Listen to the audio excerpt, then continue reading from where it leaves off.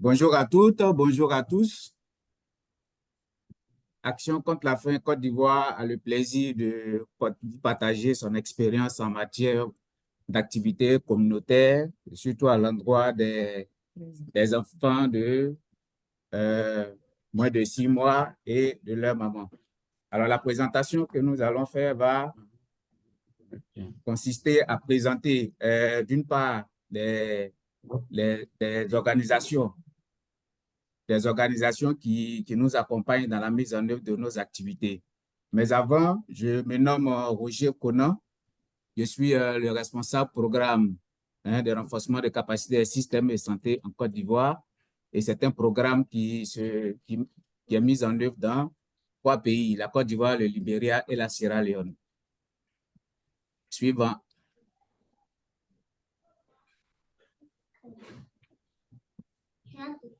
Alors, en termes de contexte et zones d'intervention, il faut dire que les projets que nous mettons en œuvre se situent dans différentes zones du pays, au nord et aussi à Abidjan. Mais cela se situe dans un contexte où les activités terroristes sont beaucoup axées au niveau du nord et ces activités-là vont entraîner un flux de demandes d'asile et ce flux-là va à son tour engendrer la mise en place de camps d'accueil. Alors, ces camps d'accueil auront une capacité vraiment dépassée et cela va agir également sur les centres de santé. Et tous les demandeurs d'asile, ainsi que les enfants, les femmes et les hommes qui vont fréquenter les centres de santé qui sont également surchargés auront des problèmes de détresse psychologique. Et le manque de structures de soins va également entraîner ces détresses-là et aussi des problèmes de santé mentale. Alors, comme je l'ai dit tantôt, les zones d'intervention, on a la région des lacs, c'est-à-dire la zone d'Abidjan. Et au niveau d'Abidjan, nous avons le programme de renforcement des systèmes et services de santé qui se met en œuvre dans 10 aires de santé. Au niveau de la région du Tchologo, on a le département de Kong, de Feke et de Wamoloku. Et dans la région de Moukani, nous avons le département de Téni et de Doropo. Suivant.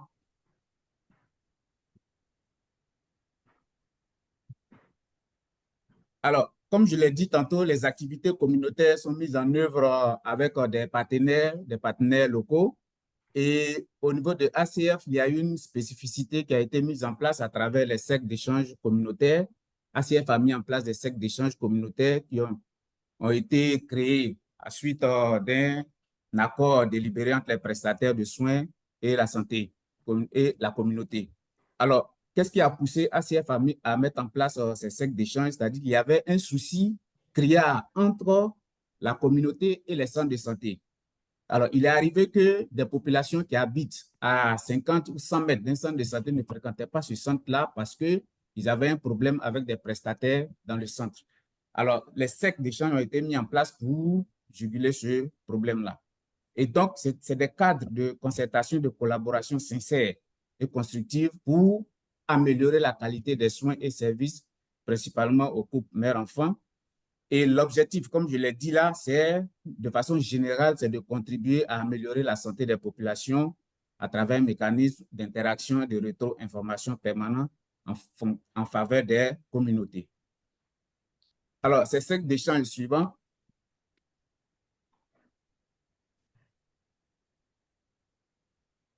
Alors, ces cercles d'échange ont un fonctionnement qui est vraiment hiérarchisé et organisé. Et nous avons mis à la disposition de ces cercles d'échange un organigramme. Alors, en tête de l'organigramme, nous avons le président qui est issu de la communauté et le vice-président qui est un agent de santé. Alors, les autres postes sont occupés. Les premiers postes sont occupés, c'est-à-dire le trésorier, le secrétaire chargé au plaidoyer, le secrétaire général, sont occupés par la communauté et les postes adjoints sont occupés par les agents de centre de santé. Alors, ce fonctionnement également est basé sur 3 entités, c'est-à-dire le bureau exécutif, dont l'organigramme est présenté là. On a également le conseil constitutif qui reçoit des plaintes comme je l'ai dit là, la mise en place des SECOM est issue d'un problème entre la communauté et les centres de santé. Et donc, le conseil consultatif a pour mission de collecter ces plaintes-là à travers les cercles d'échange communautaires et trouver des solutions. Et après, nous avons un conseil de décision qui prend tout ce qui est décision de façon générale pour régler un problème. Suivant.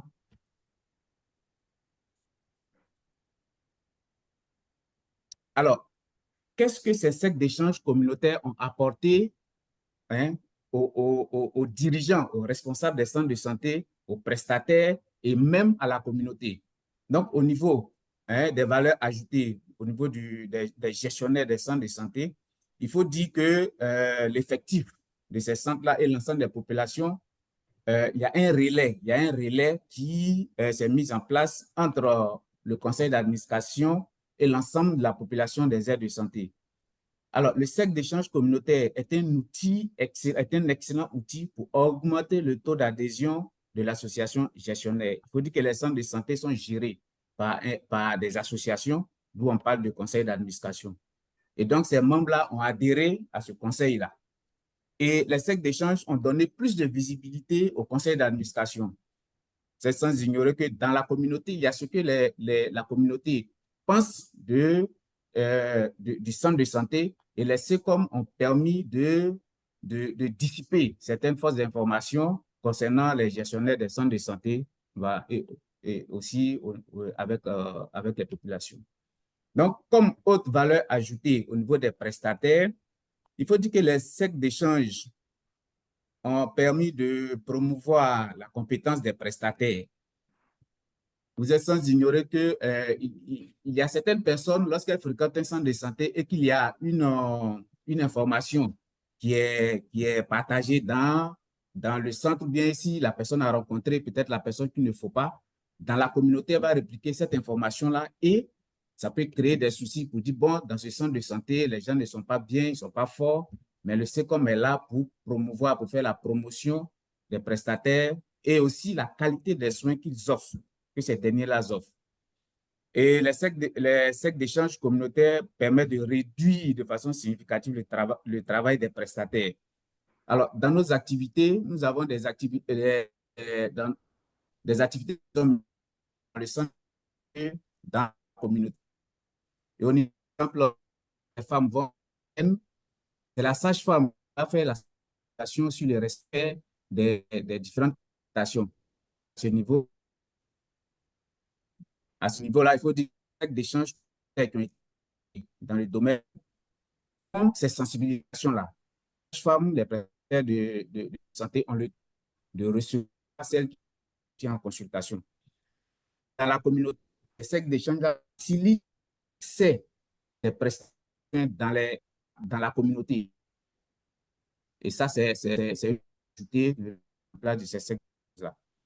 Ils augmentent fréquentation des centres de santé. Alors, la fonction des prestations et aussi des services dans le centre de santé, cette promotion du SECOM va engendrer la fréquentation de la population dans ces différents centres-là. Le centre, désormais, le centre à leur proximité d'eux.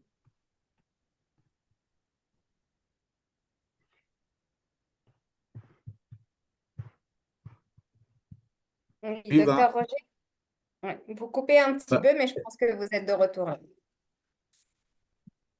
On a été coupé. Un tout petit peu, vous étiez un peu entrecoupé quand vous parliez, mais on On a essaye un de suivre. souci de connexion. Je peux reprendre. Non, ça c'est bon, OK, ça on peut marche. passer à la prochaine. OK, suivant.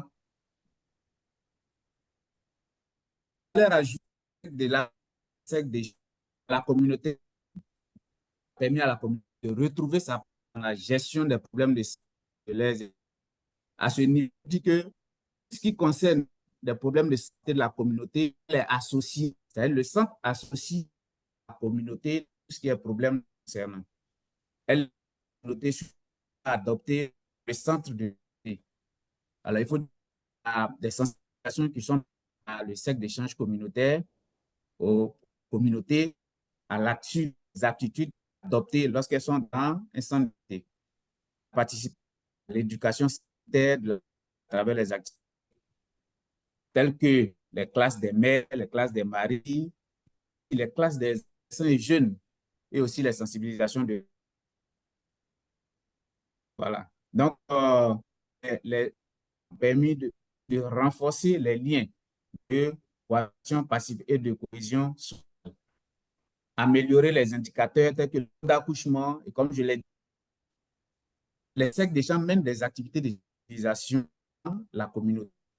Et aussi, on appuie aux prestataires, il les aide à sensibiliser les femmes sur l'importance de toucher les centres de santé et aussi tout ce qui concerne la mère, le respect des consultations prénatales pour ne pas qu'il y ait de décès, etc., etc. Donc, je sais a eu vraiment des valeurs ajoutées sur des gestionnaires des centres de santé, que même de la communauté. Alors, c'est ça que on a mené plusieurs activités concernant notre présentation suivant.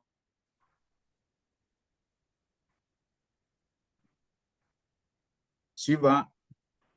Voilà, pour notre présentation, nous allons parler de l'approche approche kangourou. Il y a d'autres activités, voilà, il y a d'autres activités qui sont dédiées au CECOMEN. Nous allons parler de l'approche kangourou, dont l'objectif global, c'est de contribuer à l'amélioration de la qualité de la prise en charge des prématurés et des faibles poids de naissance dans la communauté. Alors, on avait partagé, j'avais trouvé une image, mais l'image source, on n'a pas vu, mais c'était sur les kakémonos. On n'a pas pu partager parce que ce n'était pas bien présentable. Donc, il y a un sac qui est rempli de sable qu'on fait porter à l'homme. Et ce sac a pratiquement le poids d'une grossesse à terme. Et c'est pour amener les hommes à comprendre la charge que la femme porte lorsque elle est dans cette période-là.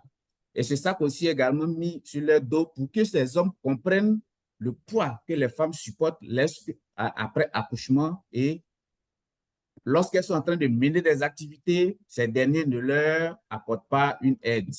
Et en leur appliquant cette activité-là, ils ont compris la douleur, la souffrance, de les difficultés que ces femmes-là enduraient lorsqu'elles sont soit enceintes ou bien quand elles viennent d'accoucher. Alors, cet exercice-là, ça a permis aux hommes même, vous avez vu antérieurement, on a parlé de classe des maris, et au cours de la classe, et au cours des classes des maris, même qu'on fait cet exercice-là avec les hommes pour qu'ils comprennent l'importance à aider la femme pendant la grossesse et après l'accouchement. Concernant le suivi des enfants de petits poids, il faut dire que les cercles d'échange, comme je l'ai dit, les cercles d'échange communautaires apportent un soutien aux prestataires. À ce niveau-là, ils réduisent la charge des prestataires en ce qui concerne les sensibilisations sur les CPN, le respect des CPN, des CPON et aussi de tout ce qui concerne la grossesse et les enfants, les vaccinations et tout. Et donc, dans le centre de santé, lorsque une femme accouche et que le bébé est de petit poids, après les soins, elle rentre dans la communauté. Mais avant d'entrer dans la communauté, avant de retourner dans la communauté, il y a une référence qui est faite, puisque les responsables, les membres des SECOM sont chaque fois dans le centre de santé, et il y a une référence qui est faite aux responsables du SECOM, de la femme, de la femme qui a l'enfant de petit poids. Et le SECOM étant dans la communauté, poursuit les sensibilisations.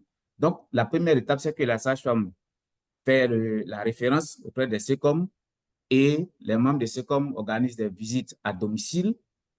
Et au cours de ces visites-là, il y a des conseils qui sont donnés à cette femme-là.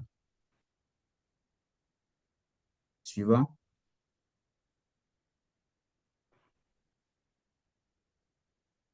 Suivant. OK. Alors, à côté des activités qui sont menées par les cercles d'échange communautaires, il y a un volet. Et vous savez, avec les enfants de petits poids, les mamans, on pratique chaque fois des soucis, des préoccupations. Et donc, dans la communauté, il y a un autre élément qui a été mis en place, c'est-à-dire le modèle des points d'écoute. Alors, ACF a intégré dans ses activités la mise en place des points d'écoute. Alors, l'intégration de la santé mentale, c'est réalisé dans le cadre des projets au Nord. Il y a un projet qui est mis en œuvre au Nord qu'on appelle Act Femme, qui a pour objectif l'autonomisation de la femme, le renforcement des systèmes et aussi la sécurité alimentaire, etc. Alors, il faut dire qu'au niveau du Nord, il y a des zones qui sont vraiment enclavées, hein, et aussi des activités terroristes, comme je l'ai signifié dans le contexte tout à l'heure, et ce qui a entraîné l'arrivée massive des demandeurs d'asile. Alors, le modèle de point d'écoute est une approche intégrée au niveau de la santé mentale en zone rurale. Et cela a consisté à créer des espaces qui sont fixes. Et ces espaces-là sont aussi bien dans la communauté que ces espaces sont dans les centres de santé et aussi dans les centres sociaux. Voilà. Et aussi, il y a des espaces mobiles, puisqu'il y a des activités qui se passent en stratégie avancée. Et aussi, il y a aussi des échanges qui se font, par exemple, en groupe, en sensibilisation ou bien en animation de groupe. Alors, ces activités sont toujours en lien avec le ministère de la Santé. Suivant. Suivant. Alors, plusieurs localités. Alors, la carte qui est présentée là nous donne des orientations sur les zones d'intervention du projet au nord. Et ici, nous avons la localité du projet. Il y a un autre projet en dehors de Act Femme, il y a un autre projet qui est dénommé Yeretali. Et ici, suivant la légende, voilà, nous avons des informations qui concernent nos interventions, nos sites d'intervention et puis les points que nous avons mis en place au niveau de ce projet-là. Suivant.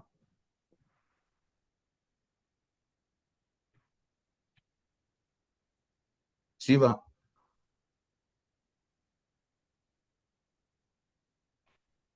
On ne voit pas l'image. Suivant. Donc là, on est sur, peut-être Laura, aller en arrière sur les acteurs. OK. Voilà. OK. Alors, je vais laisser la spécialiste en santé mentale poursuivre la présentation sur tout ce qui concerne les activités de santé mentale. Parfait, merci. Bonjour, je suis Comfort Koudou, responsable agent du département santé mentale. Donc, je prends le relais par rapport à la mise en place des points d'écoute donc en zone rurale. Nous avons des acteurs avec lesquels que nous avons identifiés avec lesquels nous travaillons. Donc, au titre des acteurs, nous avons les travailleurs sociaux, les travailleurs psychosociaux. Donc, ce sont des staffs de ACF, des psychologues, des agents de santé. Et puis, dans la communauté, nous avons les ASC. Et puis, des volontaires, il y a des villages où il n'y a pas d'ASC. Donc, là-bas, on recrute des animateurs communautaires. Donc, toutes ces personnes-là sont à la base volontaires, bien que leurs responsables les proposent de temps en temps parce qu'ils reconnaissent en eux des personnes de confiance. Voilà. Alors, pour que ces acteurs puissent se mettre en activité, donc il faut les former, il faut renforcer leurs capacités. Et la plupart des formations prennent 5 jours, que ce soit pour les agents de santé, les communautaires et le personnel ACF. Pourquoi 5 jours? En même temps qu'on fait les thématiques d'activité, il y a aussi les outils sur lesquels nous renforçons les capacités des personnes. Donc, voilà quelques exemples de thématiques. Les problématiques en santé mentale, la détresse, les maladies mentales courantes comme l'anxiété, le stress post-traumatique et tout. Nous touchons aussi la relation mère-enfant. On a le programme de l'OMS, le guide qui oriente les agents de santé dans la prise en charge, dans l'intégration de la santé mentale dans les soins habituels. Donc, ce guide est mis à la disposition des agents de santé. On a aussi de renforcer les compétences de vie et émotionnelles de nos bénéficiaires. La plupart des outils que nous utilisons, ce sont le U5. Vous aurez l'occasion de voir l'image devant, les images, les échelles de perception. Et puis, voilà, tout à l'heure, je venais de dire le guide. Merci. Suivant.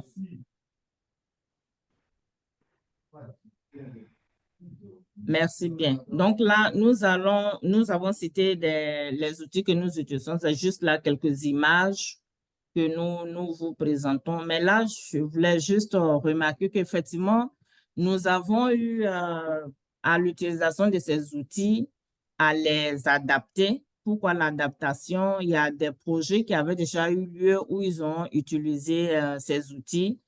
Et l'expérience et le retour a montré que bon, l'utilisation n'avait pas été optimale, donc il fallait revoir. Il était question de voir au niveau du langage et puis surtout aussi que c'était des documents tests, alors que dans la communauté où nous utilisons ces outils, c'est des personnes à 98% qui ne savent pas lire et écrire. Donc, comment est-ce qu'on allait vraiment donner à la population, à la communauté ces outils pour que nous puissions, nous arriver à collecter des données. Donc, on a dû avoir des ateliers, avoir des tests dans les villages pour faire une sorte de lexique et puis, bon, voir comment est-ce que traduire.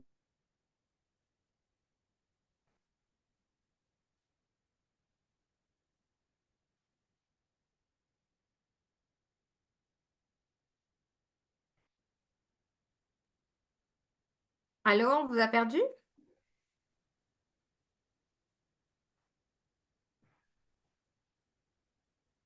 Est-ce que... hmm, est-ce que vous nous entendez? Je parle aux gens à l'équipe de ACF. Ouais, je pense qu'ils ont un souci de connexion. Est-ce que vous m'entendez? Voilà. Ah, vous êtes de Oui, mais retour? oui, c'est revenu. C'est parfait. Merci. Allez-y. Ça va aller. Désolé. OK, on peut passer à l'image au slide suivant. Nous étions en train de faire la présentation en image voilà, des outils. Et parmi les outils, nous avons cette échelle qui mesure le niveau de souffrance lorsque voilà, une personne arrive, bien qu'elle soit physiquement à l'hôpital ou bien dans le centre de santé, mais on veut savoir émotionnellement quel est son niveau. Donc, c'est en communauté, cette image, on l'a adaptée. Au départ, il n'y avait pas de personnes et puis c'était juste des images impersonnelles qui ne disaient pas que c'était une femme ou un homme, mais voilà, on a dû la reprendre à partir du siège de ACF pour que chacun puisse la comprendre. Donc, c'est l'une des échelles que nous utilisons pour mesurer l'état mental des usagers reçus par les agents de santé ou bien les centres sociaux en communauté. Merci. Au suivant. L'un des outils aussi, c'est l'échelle de perception. Ici, nous disons que c'est vrai que la personne est reçue, par exemple, dans le centre de santé ou bien dans le centre social, mais au finish, c'est pour pouvoir organiser justement son intégration et son adaptation en communauté. Donc, ici, on essaie de mesurer par rapport à la problématique en santé mentale que présente la personne, est-ce qu'elle a des personnes autour d'elle qui puissent l'accompagner dans la gestion de cette problématique? Donc, ça mesure justement l'existence ou bien voilà, la non-existence ou bien jusqu'à quel point la personne se sent ou non soutenue par son entourage.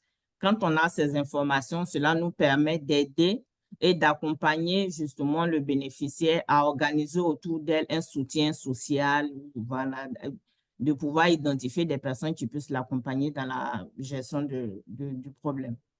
Merci. Au suivant. Suivant. OK. Donc là, nous avions cité des différents acteurs dans l'intégration de la santé mentale en communauté. Nous avons parlé d'espaces fixes et ces espaces fixes sont dans les centres de santé, dans les centres sociaux. Et voilà un peu de voir ensemble les différents acteurs dans leur rôle dans les espaces physiques. Donc ici, il s'agit des centres sociaux et des centres de santé. Alors la première étape, dans c'est un local, il y a un espace d'attente des usagers. Ici, on a beaucoup mis l'accent sur le centre de santé. Donc, dans cette attente, ici, la première étape, c'est de pouvoir faire le tri de tous ceux qui sont là et d'évaluer l'état. En fait, d'abord, on leur parle de ce qu'on appelle la santé mentale. Il s'agit de quoi, c'est quelle problématique et comment on peut reconnaître qu'on a un problème en santé mentale. Tout cela est fait par l'ASC, donc l'agent de santé communautaire qui utilise la boîte à images et le fait. Donc, en même temps, il a la possibilité d'utiliser les images de souffrance que nous venons de voir lorsqu'il y a un espace de confidentialité et il prend cette mesure en même temps que les constantes. Donc, de la manière, il va prendre la tension ou bien la température. Il prendra aussi la mesure de souffrance de la personne qui est en face. Donc, après, il va transmettre le dossier à l'agent de santé, soit à la sage-femme ou bien à l'infirmier qui est là. Alors, donc, la deuxième étape se passe donc dans le bureau de l'agent.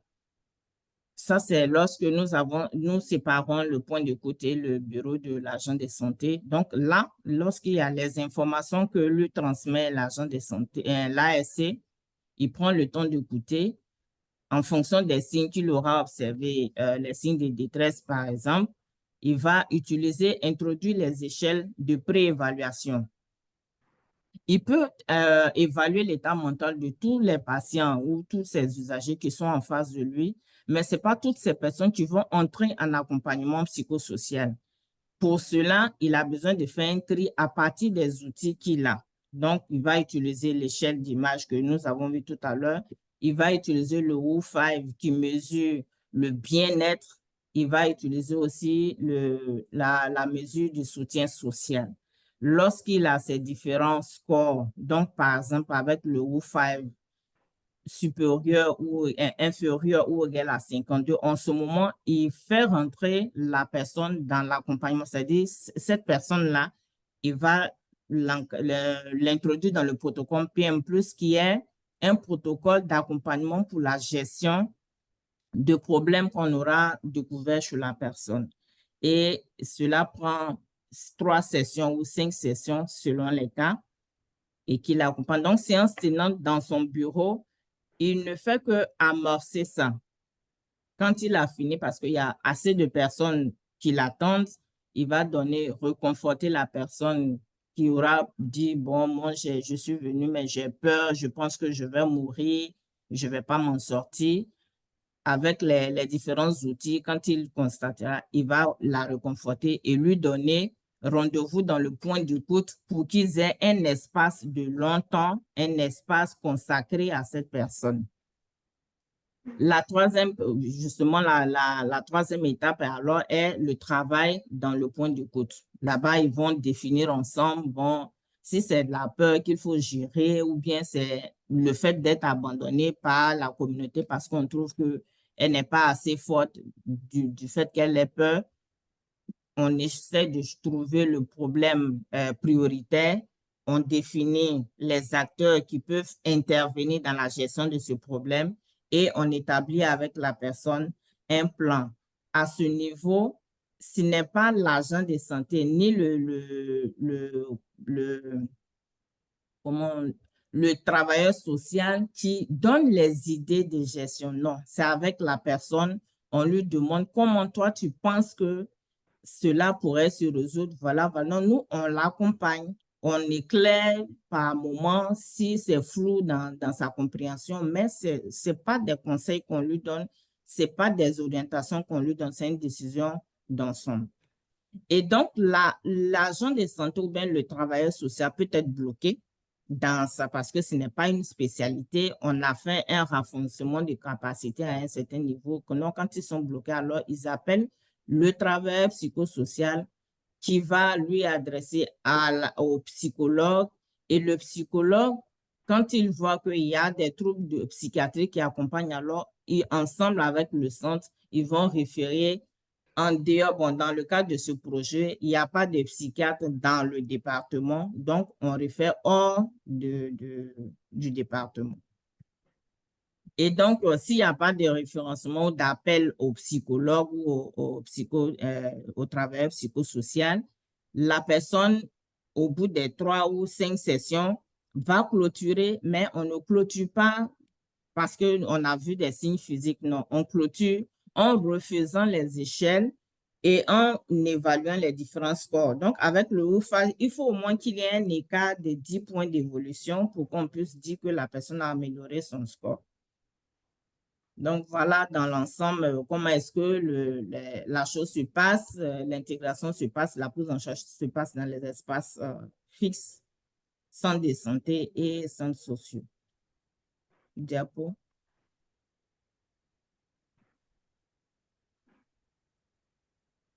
Voilà les exemples voilà, les images, les salles qu'on identifie, qu'on a mis à notre disposition, nous les équipons et voilà, nous mettons tout ce dont le prestataire aura besoin. Les nattes, les jeux et tout sont là pour les relaxations des personnes qui n'arrivent pas à s'exprimer. Donc, on utilise les différents jouets qui sont là. Merci. Diapo. Là, c'est un exemple d'activité, donc dans le point d'écoute. Ici, c'est la seule femme qui avait reçu quelqu'un dans son bureau et là, après, les deux se rencontrent pour avancer dans leur entretien et établir le plan d'intervention. Merci. Diapo. OK. Donc, ici, nous sommes en communauté. Nous avons fini avec le centre social. Nous sommes en communauté. Quels sont les acteurs qui agissent en communauté? Il y a, en plus des ASC, des associations de femmes, donc les groupements de femmes, il y a les mobilisateurs communautaires et tout. Et généralement, nos interventions, nous les avons outillées. Ils mènent des activités habituelles. Chaque mois, ils ont des sessions de sensibilisation. Ils mènent des classes de mères, de maris. Et pendant ces classes-là, on parle de la santé mentale.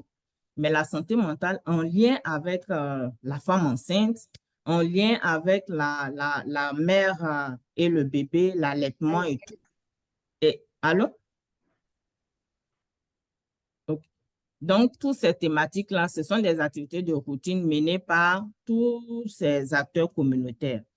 Alors, lorsqu'on a un déplacement de l'équipe de santé, donc en stratégie avancée, ces acteurs qui sont déjà des communautaires, ce sont eux qui préparent l'arrivée du groupe et qui recherchent déjà, on leur a donné des perdus de vue dans le village. On dit, bon, voilà, telle personne, depuis qu'il devait faire 3 séances, on l'a perdu de vue, il faut la retrouver parce qu'on vient dans le village et autres.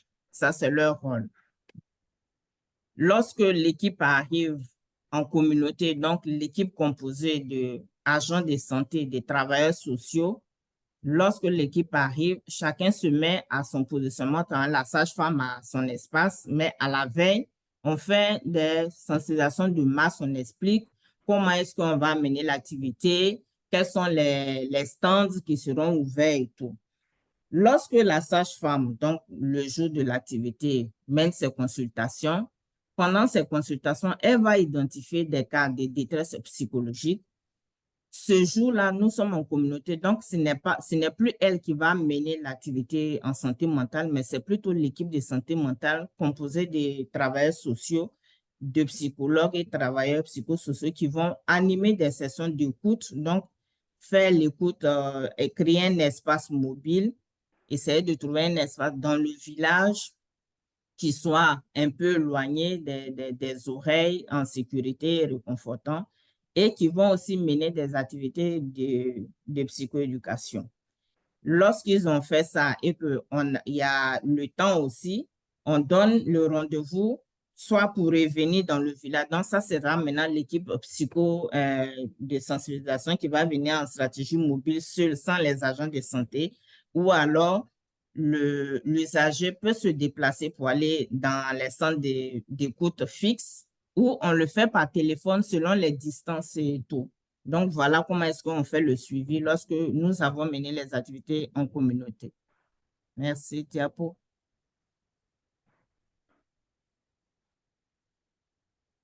Allô? Voilà.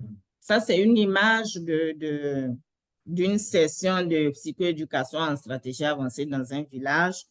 Donc là, ce sont des femmes qui ont été réunies. Elles étaient venues pour soit l'allaitement de l'enfant ou bien la femme enceinte. Mais ici, on leur explique dans leur problématique quels sont les problèmes de santé qu'elles pourraient avoir, comment est-ce qu'elles ont compris ce que la sage-femme a dit ou bien ce qu'elles vont dire. Et puis, on décide ensemble des actions à mener plus tard. C'est pourquoi on parle de psychoéducation. Ce même groupe est gardé pour qu'une prochaine fois, on puisse évaluer ce qui a été dit comme attitude, qu'est-ce qu'on avait voulu décider, changer. Est-ce que les maris ont été impliqués et tout? Donc, ça, c'est une activité en communauté. Merci. Diapo.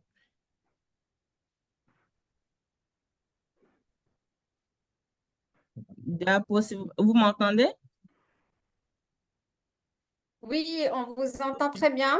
Et je pense qu'il y a un petit décalage quand vous dites diapo, mais c'est là. Résultats et défis. C'est vrai, désolé.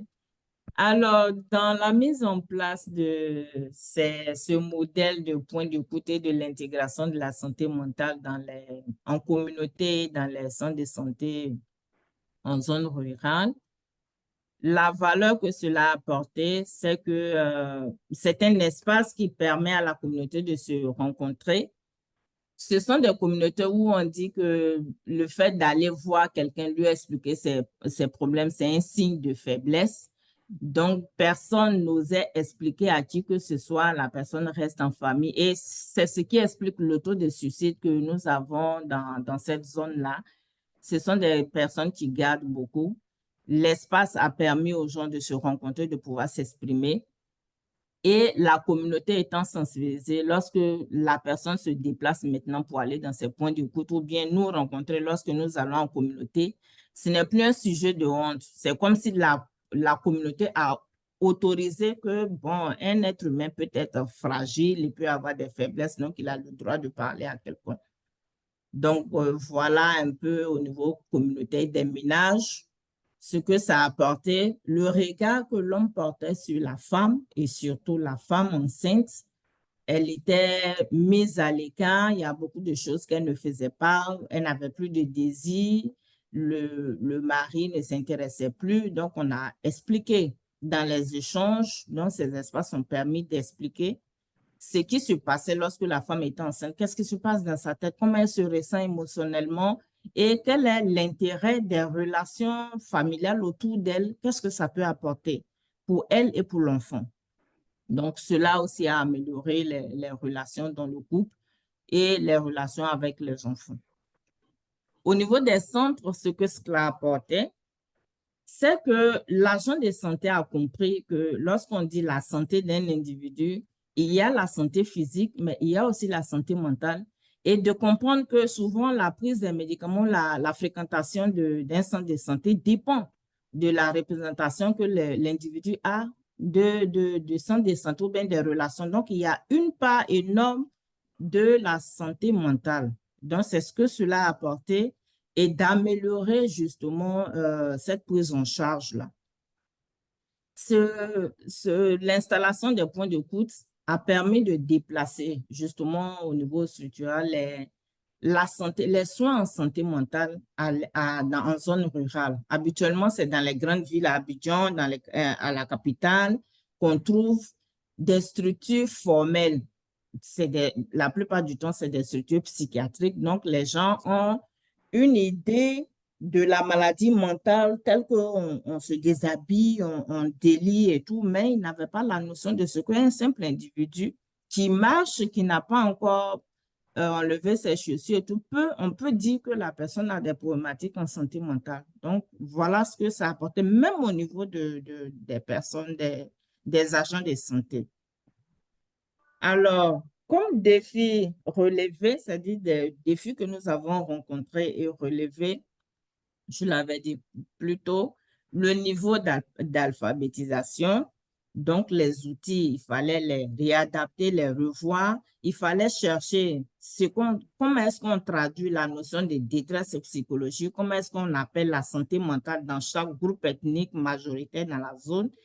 Et puis, tout à l'heure, je parlais de barrières culturelles en santé mentale. Quelqu'un qui a peur, une femme qui dit qu'elle a peur, une femme enceinte, on dit non, mais c'est son mandat, en fait, de porter une grossesse. Pourquoi elle peut dire qu'elle est enceinte? Donc, cette barrière faisait qu'elle restait beaucoup, voilà, bloquée. Mais là, on a pu, par les sensations, relever ces barrières et l'acceptation s'est faite. Quand on a parlé de la perception des espaces d'écoute, c'était plus au niveau des agents de santé qui trouvaient que c'était une autre activité qu'on venait leur ajouter et la plupart ne voyaient pas cela comme un problème de santé en fait. Et il s'est dit, bon, je finis mon activité de santé et puis je vais aller écouter les gens pour essayer de soulager leur conscience.